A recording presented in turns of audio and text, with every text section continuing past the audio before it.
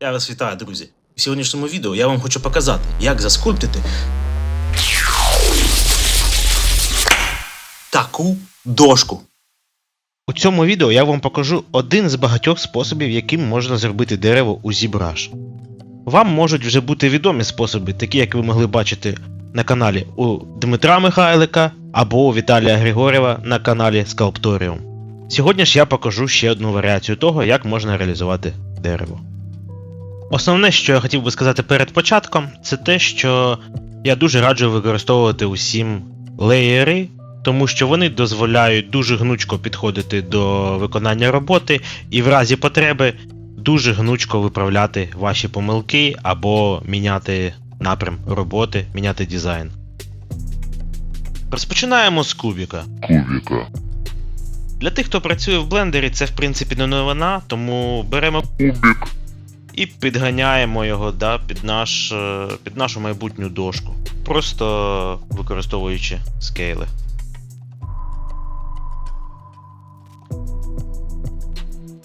Далі вам необхідно відкрити хайполіку пенька, який ви скачаєте з мегасканів, і нам буде потрібно зробити деякі маніпуляції. Маскуємо верхівку пенька, назначаємо нову полігрупу, обираємо цю полігрупу, ізолюємо та видаляємо усе зайве через кнопку Delete Hidden. Далі нам треба вирівняти цей шматочок, просто переносимо туди гізмо, вирівнюємо гізмо вздовж нашого шматочка, ще підравнюємо з різних сторін і таким чином вирівнюємо наш шматочок, щоб ним було зручно керувати. Після того, як ми це зробили, нам варто задайнамешити нашу модельку, підібравши правильний резолюшн для того, щоб не дуже сильно поїло деталізацію. Ну, а зараз можна зробити вигляд, що ми супер охайні та організовані, і зробити ренейм нашого сабтула, підписавши його BullTool. Далі повертаємося в наш документ з нашою дошкою і підселяємо тоді нового жителя у вигляді нашого BullTool. Також для подальшої роботи з буліанами нам необхідно нажати кнопочку Start на нашому основному сабтулі, а також перевести наш BullTool у режим Difference. Після налаштування цього сетапу ми можемо розставляти наші BullTool для того, щоб зробити круті сколи. Після того, як ви розташували BullTool, ви можете приміняти Boolean та робити дайнамеш вашої заготовки. Після цього ми можемо очистити наш документ від різних булевих операцій та приступати до роботи з нашою болванкою. Далі ми беремо Move Brush, виставляємо великий розмір, тому що ми ж хочемо великий розмір пензлика.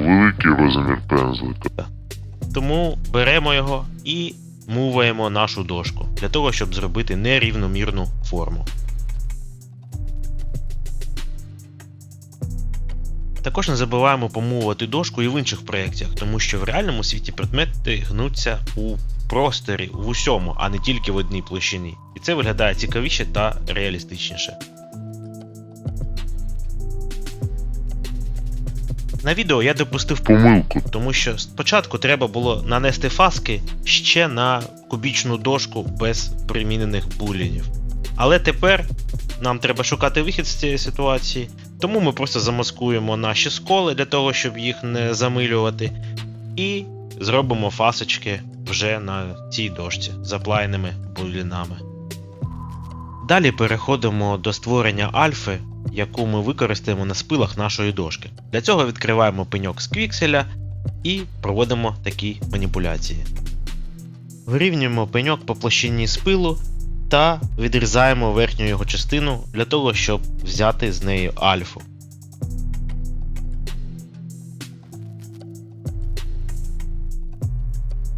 Як ви зараз побачите, на цьому пеньку дуже гарні сліди від пилки, від того, що його спиляли. І це нам знадобиться для наших країв. Відкриваємо кнопку Альфа та нажимаємо кнопку Grab Doc. Ця функція бере інформацію з нашого документу, з нашого в'юпорту, а саме карту глибини.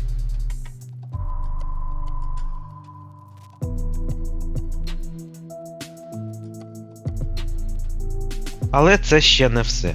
Як ви можете бачити, у нас тут є невеличка проблема, Х'юстон. Ми витягли з пенька карту висоти. Карта висоти це градієнт від чорного до білого, де 50% сірого це площина, яка не робить нічого до нашої моделі.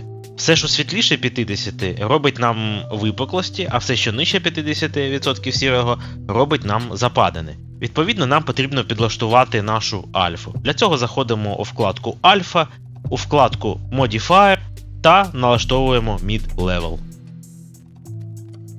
І після того, як ми підібрали необхідне значення, ми бачимо, що тепер наша альфа працює коректно.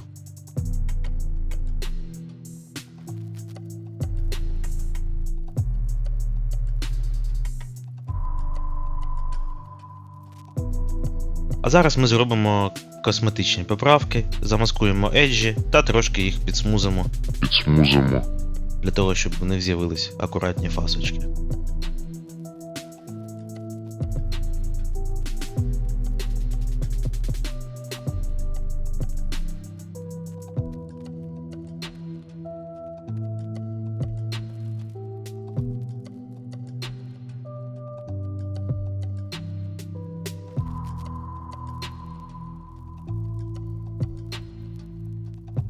Зараз ви можете бачити артефакти на моделі. Для того, щоб їх позбутися, нам достатньо вимкнути леєр, засторити новий Morph Target та прибрати цей демедж.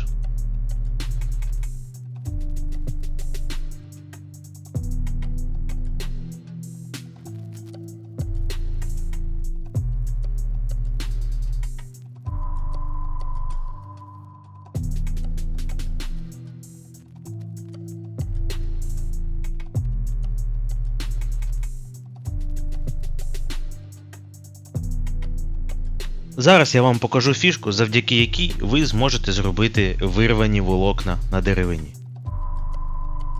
Для цього необхідно взяти brush Snake Hook, виставити рандомну альфу та поставити режим спрей.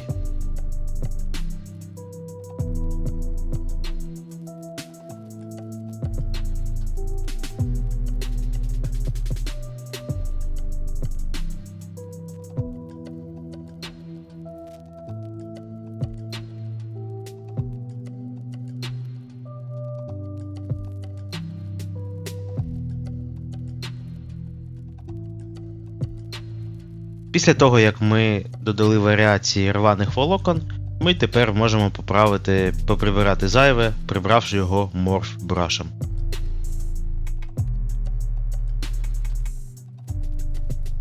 Після цього нам необхідно підготувати модель до наступного етапу. Для цього нам необхідно взяти brush Trim Dynamic та пройтись по краях нашої дошки. В допомогу до Trim Dynamic нам допоможе brush Orb Flatten з безкоштовного паку Orb.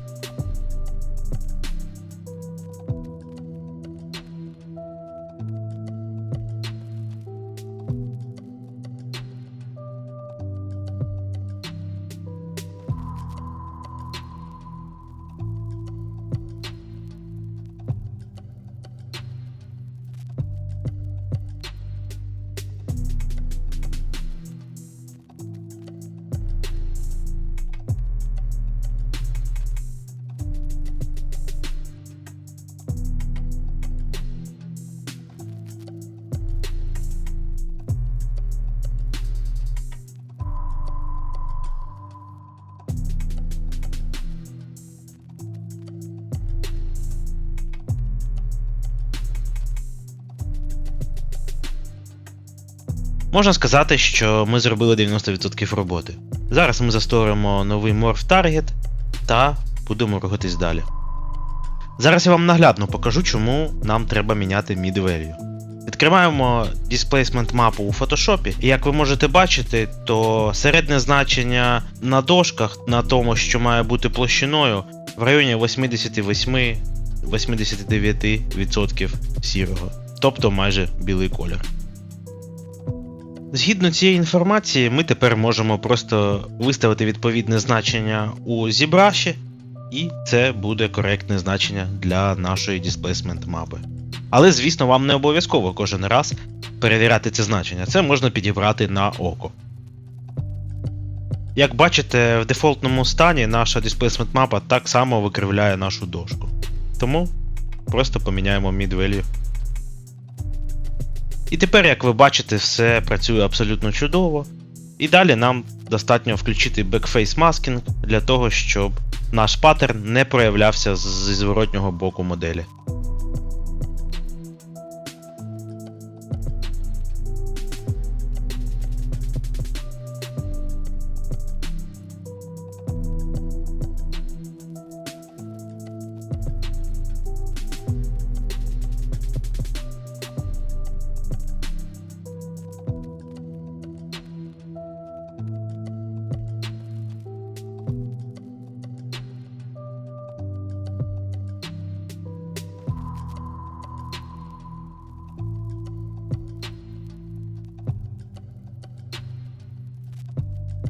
Як ви можете бачити, на моделі присутня репетативність нашої текстури, тобто видно повтори. Для того, щоб цього уникнути, ми можемо вручну допрацювати нашу текстуру. Для цього можна взяти, наприклад, Trim Dynamic Brush у режимі Z-Sub, тобто з зажатим альтом, і таким чином можна замаскувати цю впадину, а потім перекрити її новою текстурою.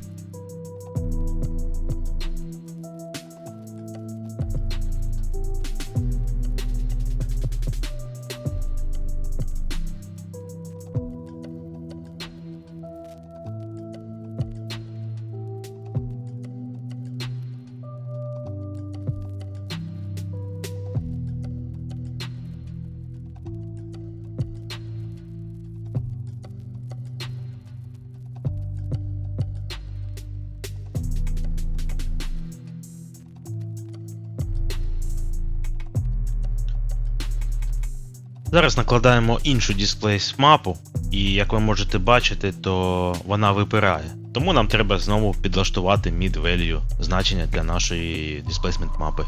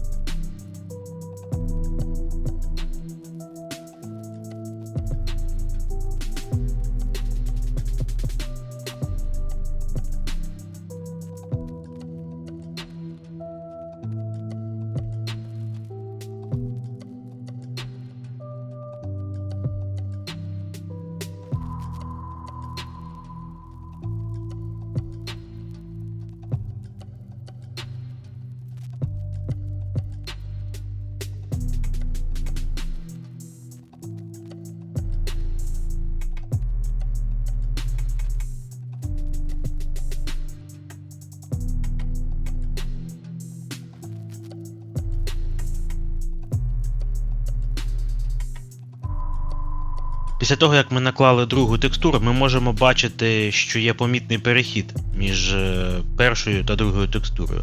Для того, щоб його замаскувати трошки, ми можемо використати знову з Orb Brush паку Brush Rock Detail, який нам дозволяє покласти маленькі альфи на перехід між двома текстурами. Також я тут бачу, що на другій текстурі рельєф набагато чіткіший, ніж на першій, тому я його замаскую і зовсім трошечки зроблю Polish Crisp Edges для того, щоб збавити жорсткість.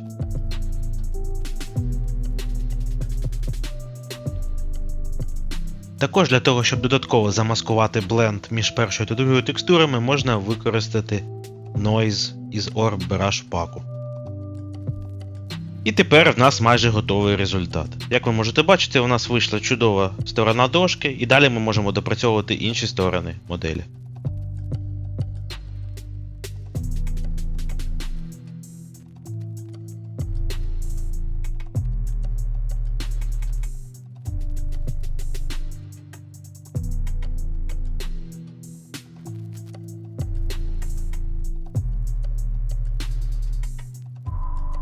Також в процесі я вирішив додати текстуру дошки і на торці нашої моделі для додаткової деталізації.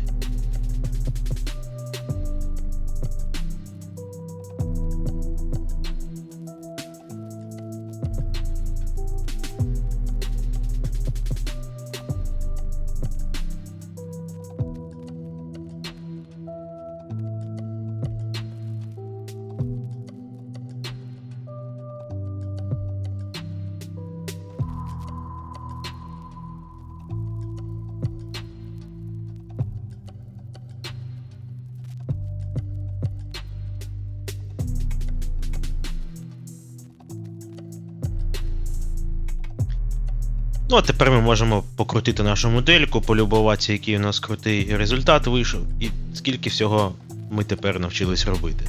А також залишається лише маленький нюансик, ще трошки поправити репетитивність, яку я помітив вже після завершення моделі.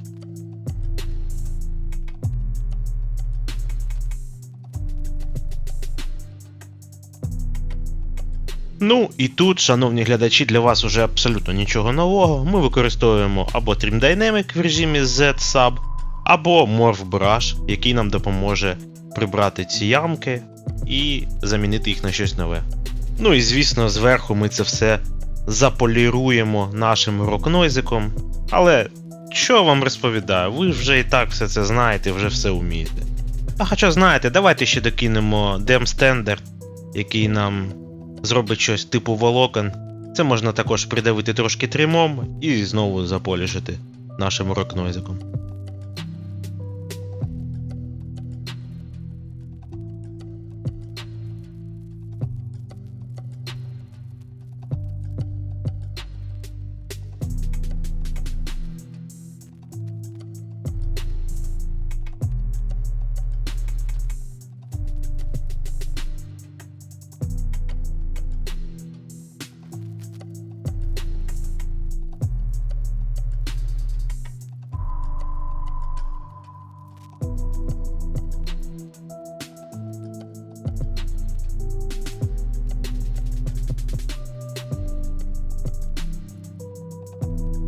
Леді та джентльмени та трансперсони, дякую вам за увагу, за те, що слухали наш підкастик, і тепер ми можемо піти і спокійно попити кавуськи смачної. Дякую за увагу. З вами був, з повагою, завжди ваш.